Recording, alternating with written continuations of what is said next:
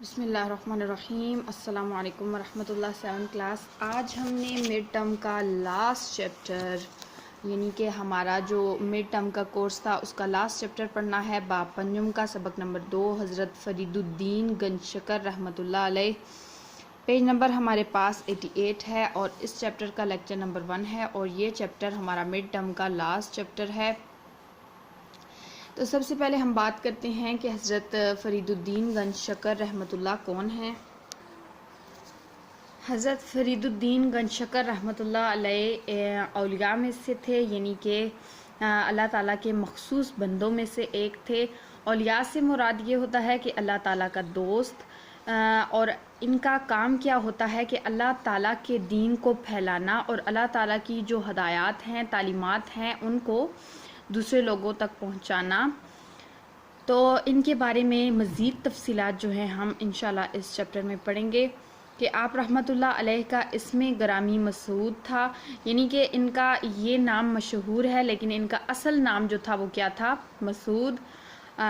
فرید الدین آپ رحمۃ اللہ کا لقب تھا، یعنی کہ فرید الدین آپ کو لقب کے طور پہ پکارا جاتا تھا، لیکن زیادہ مشہور لقب گنج شکر رحمۃ اللہ ہے۔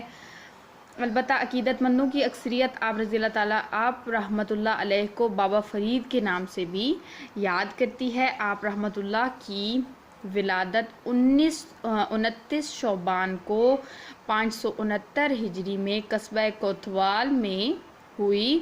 آپ رحمۃ اللہ علیہ کی ولادت کے چند سال بعد ہی آپ رحمۃ اللہ علیہ کے والد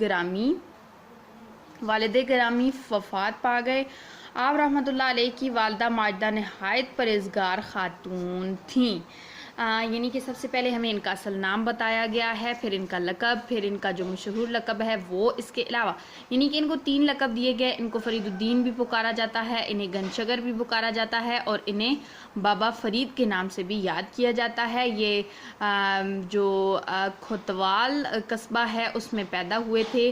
ان کی ولادت کے کچھ عرصے بعد ہی ان کے جو والد گرامی تھے، یعنی کہ جو ان کے ابو تھے، وہ وفات پا گئے تھے، اور ان کی جو والدہ ماجدہ ہیں وہ بہت زیادہ پرہیزگار خاتون تھیں، یعنی کہ عبادت گزار خاتون تھیں۔ انہوں نے تعلیم و تربیت کیسے حاصل کی اور کہاں سے حاصل کی، اب ہم اس پیراگراف میں یہ پڑھیں گے۔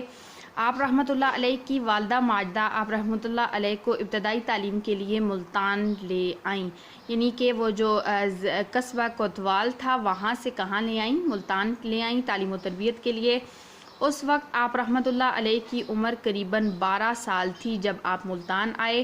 ان دنوں ملتان کا شمار علم و فضل کے عظیم ترین مراکز میں ہوتا تھا، یعنی کہ علم و فضل کا مرکز اس وقت کس کو سمجھا جاتا تھا؟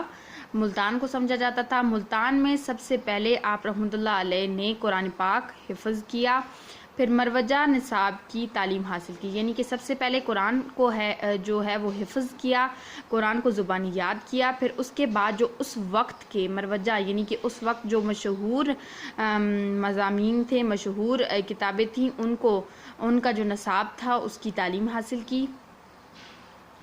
آپ رحمۃ اللہ علیہ تعلیم کے ساتھ ساتھ عبادت و ریاضات میں بھی مصروف رہتے تھے۔ ملتان میں 6 سال قیام کیا۔ آپ رحمۃ اللہ علیہ تعلیم تو حاصل کرتے ہی تھے لیکن ساتھ ساتھ عبادت و ریاضت میں بھی مصروف رہتے تھے۔ ملتان میں کتنے سال قیام کیا انہوں نے؟ 6 سال قیام کیا۔ ایک دن آپ رحمۃ اللہ علیہ مسجد میں کتابوں کا مطالعہ کرنے میں مصروف تھے کہ خواجہ قطب الدین بختیار کاکی رحمۃ اللہ علیہ اس مسجد میں تشریف لائے۔ یہ بھی ایک بہت بڑے اولیاء تھے۔ وہ اس وقت مسجد میں تشریف لائے تو حضرت خواجہ قطب الدین بختیار کاکی رحمۃ اللہ علیہ نے پوچھا کہ کیا پڑھ رہے ہو؟ اس کتاب کے پڑھنے سے تمہیں کیا فائدہ ہوگا؟ تو حضرت فرید الدین رحمۃ اللہ نے نہایت احترام سے جواب دیا کہ مجھے آپ کی نظر سعادت سے بھی فائدہ ہوگا۔ انہوں نے آپ رحمۃ اللہ علیہ کو اپنے مریدوں میں شامل کر لیا، یعنی کہ ان کا جواب اتنا پسند آیا کہ ان کو اپنے مریدوں میں شامل کر لیا۔ اس وقت آپ رحمۃ اللہ علیہ کی عمر 15 سال تھی، یعنی کہ جب آپ ان کے مریدوں میں شامل ہوئے تو اس وقت آپ کی عمر 15 سال تھی۔ آپ رحمۃ اللہ علیہ کے مرشد نے فرمایا کہ کچھ عرصہ ملتان میں قیام کے بعد علوم ظاہری کے حصول اور ممالک اسلامیہ کی سیر و سیاحت کے لیے تم سفر کرو۔